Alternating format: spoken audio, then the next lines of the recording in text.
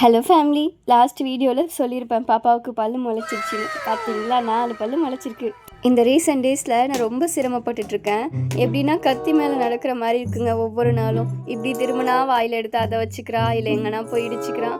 இவங்க வளர்கிறதுக்குள்ளே நம்ம ஒரு வழி ஆகிடுவோம் போல். இது எல்லாம் ஒரு பக்கம் இருந்தாலும் பாப்பா ஒவ்வொரு நாளும் வளர்ந்துட்டே இருக்கா. அதை ஒரு அம்மாவாக பார்க்குறதுக்கு ரொம்ப சந்தோஷமாக இருக்குது. ஏன்னா இப்போ தான் அவளை குழந்தையா கையில் வாங்கின மாதிரி இருக்குது. அதுக்குள்ளே 11 மாதம் டக்குன்னு போயிடுச்சு. ஆமாங்க, அடுத்த மாதம் நம்ம செல்லக்குட்டிக்கு பர்த்டே வருது. அப்புறம் இன்றைக்கி சர்ச் வந்து ஹாப்பி எண்டிங்கில் முடிச்சு நாங்கள் ஃபேமிலியாக கிளம்பிட்டோம். இன்றைக்கி ரொம்ப பசியாக இருந்துச்சு. அரௌண்ட் ஒரு 11 o'clock ஆனதுனால நாங்கள் அங்கேயே பிரேக்ஃபாஸ்ட் சாப்பிட்லான்னு ஹோட்டல் போயிட்டோம்.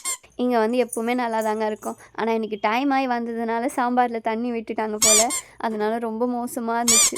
இந்த ஒரு வாரமாகவே எல்லாருக்குள்ளேயும் சிலிண்டர் பயம் அதிகமாக இருக்கும். எனக்குள்ளேயும் இருக்குது. ஆனால் நான் போய் அம்மாவோட சிலிண்டர் போய் புக் பண்ணிட்டு வந்திருக்கேன். ஒரு 10-15 நாள் தாக்கு பிடிச்சா போதும், சிலிண்டர் வந்துடும். அது வரைக்கும் சிலிண்டர் காலி ஆகக்கூடாதுன்னு ஒரு பெரிய வேண்டுதலை போட்டுட்டேன் இன்றைக்கி. ஸோ சிலிண்டர் வர வரைக்கும் சிக்கனமாக செலவு பண்ணுங்கள். இன்றைக்கி வீடியோவில் தாங்க. நாளைக்கு ஒரு சூப்பரான வீடியோவில் பார்க்கலாம். பாய்.